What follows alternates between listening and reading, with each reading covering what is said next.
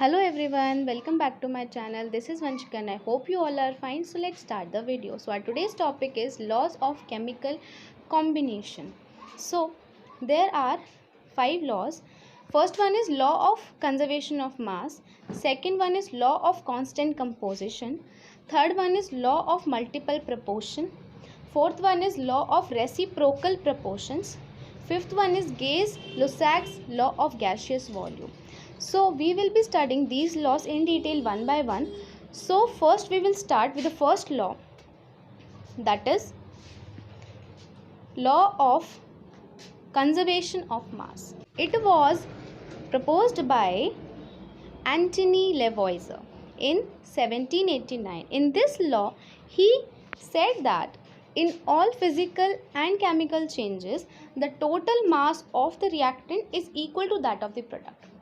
So, when we do a physical or a chemical reaction, the mass of the reactant is equal to that of the mass of the product.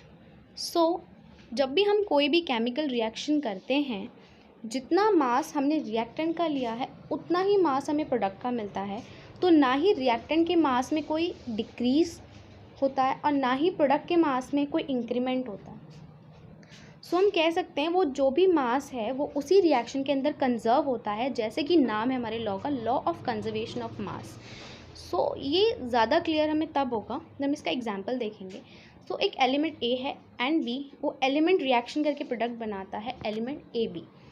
सो जो element ए का मास है वो है 25 and B का भी 25. जब हम उनके मास को ऐड करते हैं तो वो आता है 50 और एलिमेंट ए बी का मास जो आता है 50, यानी कि रिएक्टेंट का mass equal to the product. तो यानी कि mass can neither be created not destroyed, it is conserved. So we will be solving a question based on this law. The question is what mass of sodium nitrate will react with 5.85 gram of silver chloride to produce 14.36 gram of silver chloride and 8.5 gram of sodium nitrate if the law of conservation of mass is true. So इसमें हमें sodium nitrate जो कि react करता है silver chloride के साथ to produce silver chloride and sodium nitrate. So the reaction is sodium nitrate plus sodium chloride gives silver chloride plus sodium nitrate. So हमें इसमें मास फाइंड आउट करना nitrate का, जिसको हम डिनोट करेंगे x ग्राम से. सोडियम क्लोराइड का मास दिया हुआ है, सिल्वर क्लोराइड का मास दिया और सोडियम नाइट्रेट का. सो हम मास ऐड करेंगे सिल्वर क्लोराइड और सोडियम नाइट्रेट का. उसके बाद हम उसमें से सब्ट्रैक्ट करेंगे सोडियम क्लोराइड का मास, जिससे हमारी x की वैल्यू आ जाएगी, that is 17 gram. So now we'll be studying about law of constant composition. It was stated by J.L. Proust in 1799. So in this law he said that a chemical compound is always found to be made up of the same elements combined together in the fixed proportion by mass. Means कोई भी chemical compound है that is made up of elements. So the proportion of those elements, यानी कि जो elements उस compound के अंदर हैं उनका जो प्रपोर्शन है वो फिक्स्ड है बाय मास. सो ये ज़्यादा क्लियर हो जाएगा. See an example. So water is made up of only 2 elements, that is hydrogen and oxygen. So जो हाइड्रोजन का प्रपोर्शन है और ऑक्सीजन का प्रपोर्शन है वो वाटर के अंदर फिक्स्ड है, दैट इज़ 1:8. सो हम ना तो इसको चेंज करेंगे, क्योंकि अगर हमने इसके अंदर कोई भी चेंजेस किए तो हमारा जो कंपाउंड है वो भी चेंज हो जाएगा, वो वाटर नहीं रहेगा, क्योंकि वाटर के को बनाने के लिए जो हाइड्रोजन एंड ऑक्सीजन का प्रपोर्शन चाहिए वो 1:8 है. सो ये फिक्स्ड है. So this is law of constant compose. So we will see another examples, that is methods of evolution of CO2. First method is heating of limestone. Second one is burning of coal in air. So the carbon dioxide is made up of 2 elements, that is carbon and oxygen, and the ratio of these 2 elements in this compound is 12:32, which is fixed. So if we will change it, the compound will change. So now we'll see the limitations of this law. So first limitation is the law is not applicable if an element exists in different isotope. So in the formation of CO2, the isotope of carbon used is C12. So in this, the ratio of carbon to oxygen is 12:32. So if in place of C12 we use C14 isotope, the ratio changes to 14:32.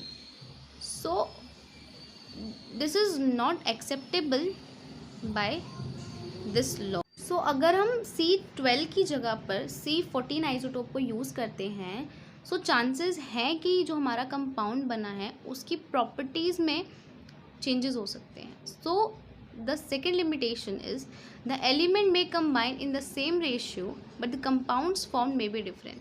So in the example, compounds are C2H5OH, CH3O, CH3.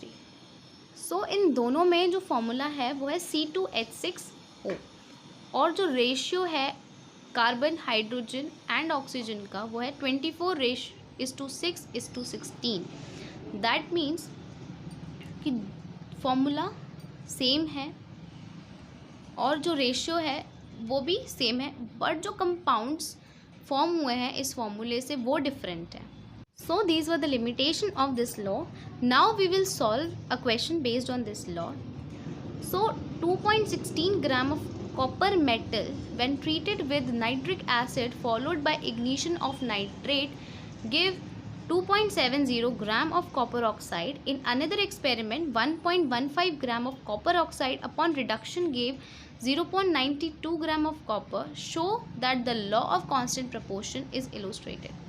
Means copper 2.16 को जब हमने treat किया nitric acid के साथ तो copper oxide बना जिसका mass था 2.70 gram. And in next experiment 1.15 gram of copper oxide को रिड्यूस किया तो उसमें 0.92 gram of copper metal is formed.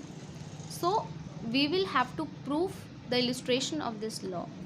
सो सबसे पहले हमें फर्स्ट केस में कॉपर ऑक्साइड की परसेंटेज निकालनी है. सो इसमें जो हमें कॉपर मेटल का मास दिया है अपॉन में कॉपर ऑक्साइड का मास इनटू में 100, द रिज़ल्ट इज़ 80%. एंड जो हमारा परसेंटेज आया ऑक्सीजन का वो 20% है. वो कैसे आया? That is 100 minus 80%, that is 20%. और उसके बाद फिर हम सेकेंड केस के अंदर कॉपर ऑक्साइड की परसेंटेज कैलकुलेट करेंगे. सो इसमें भी सॉल्व करके हमारा आता है 80% एंड जो परसेंटेज है ऑक्सीजन की वो आती है 20%. सो दोनों केसेस के अंदर जो रिज़ल्ट आया है that is same. So we can say that law of constant composition is illustrated because the result is same in both the cases. So next we will be studying about law of multiple proportion, that is our third law. So it was stated by a scientist that Dalton in 1804. So in this law he stated that when two elements combine to form two or more chemical compounds, then the masses of one of the elements which combine with the fixed mass of the other bear a simple ratio to one another. So कोई भी हमारे दो elements जब combine होते हैं दो या उससे ज़्यादा केमिकल कंपाउंड्स बनाने के लिए, सो उनमें से किसी भी एलिमेंट का जो फिक्स्ड मास है, कोई भी हमारा एलिमेंट जो फिक्स्ड है उसके साथ जो हमारा दूसरा एलिमेंट कंबाइन होता है वो सिंपल रेशियो बियर करता है as compare to the other one. So it will be more clear through an example. So the carbon combines with oxygen to form two compounds, that is carbon dioxide and carbon monoxide. Carbon है oxygen के साथ combine करके दो compounds बनाते हैं, that is carbon dioxide and carbon monoxide. So carbon dioxide में जो 12 parts by मास है कार्बन के वो कंबाइन करते हैं to 32 parts by mass of oxygen, whereas in carbon monoxide 12 parts of carbon combined with 16 parts of oxygen in carbon monoxide. So in this जो carbon का हमारा मास है वो फिक्स्ड है, that is 12 parts. But changes किस में आए, oxygen के मास में। कार्बन डाइऑक्साइड में वो 32 था और कार्बन मोनोऑक्साइड में it becomes 16।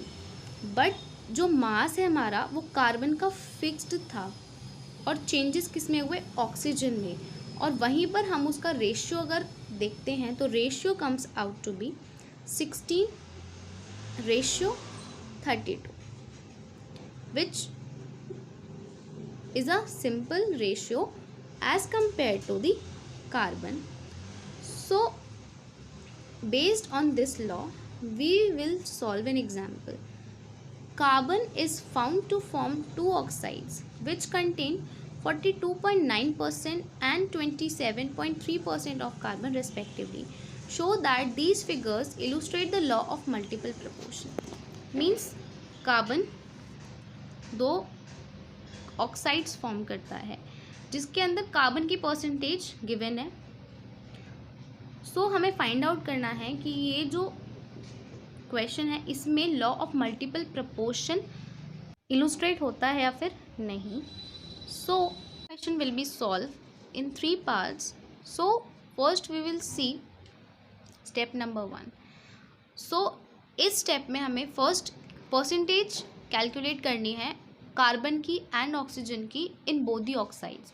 So first oxide में हमें कार्बन की परसेंटेज गिवन है, ऑक्सीजन की परसेंटेज हम 100 माइनस करके निकालेंगे, that comes out to be 57.1%। And in second oxide it is given 27.3% of carbon and same way oxygen की परसेंट निकाल कर that comes out to be 72.7%। So in step 2 calculate करना है 1 part by mass of oxygen जो combine हुआ है दोनों oxides में, मीन्स कार्बन के साथ। सो इन फर्स्ट ऑक्साइड में 57.1 parts by mass of oxygen combine होता है कार्बन के साथ और कार्बन कितना है 42.9%। अब इन दोनों वैल्यूज़ को डिवाइड करेंगे जिससे हमारा 1 पार्ट बाय ऑफ ऑक्सीजन निकल जाएगा जो कि कंबाइन होती है कार्बन के साथ and answer comes out to be 0.751. So now we will be calculating in second oxide. So in second oxide 72.7 parts of oxygen combined with carbon and carbon is 27.3. So we will be dividing these two values. By this we will get 1 part by mass of oxygen that combines with carbon and answer comes out to be 0.376. अब हम यहाँ पर हमने दोनों oxides में calculate कर लिया कि हमारा कितना 1 पार्ट ऑफ ऑक्सीजन जो हमारा कंबाइन हुआ कार्बन के साथ, फर्स्ट वाले ऑक्साइड में it was 0.751 and in second it comed out to be 0.376. So now we will see step 3. So in this हम क्या करेंगे, हम कार्बन एंड ऑक्सीजन की मासेस को कंपेयर करेंगे जो हमारे दोनों ऑक्साइड्स में हमने कैलकुलेट किया था। सो रेशियो ऑफ कार्बन जो कंबाइन हुआ ऑक्सीजन के साथ यानी कि हमने स्टेप 2 में निकाला 1 part, in first part it was 0.751 and in second it was 0.376. So 0.751 is to 0.376 or we can say 2:1. So oxygen bears a simple ratio of 2:1. Hence carbon mass was fixed and oxygen bears a simple ratio. So we can say that in this question law of multiple proportion is illustrated. Now we'll see some limitations of this law. So limitations are, first one is the law fails when applied to organic compounds. So when we applied this law to the compounds made up of carbon, that means organic compounds, this law fails. जब हमने इस law को उन compounds पे try किया जो carbon के बने हुए, ये लॉ वहाँ पर फेल हो गया because of the property of carbon named catenation. Carbon की stoichiometric compounds do not follow this law. Non stoichiometric compounds जो हैं वो इस लॉ को नहीं फॉलो करते. So today in this video we have studied about the laws of chemical combination. So rest two laws we will be studying in the next video. So अगर आपको मेरी वीडियो पसंद आई हो so please like, share and comment and also subscribe to my channel and click the bell icon so that you will get notification about my latest videos, and thanks for watching.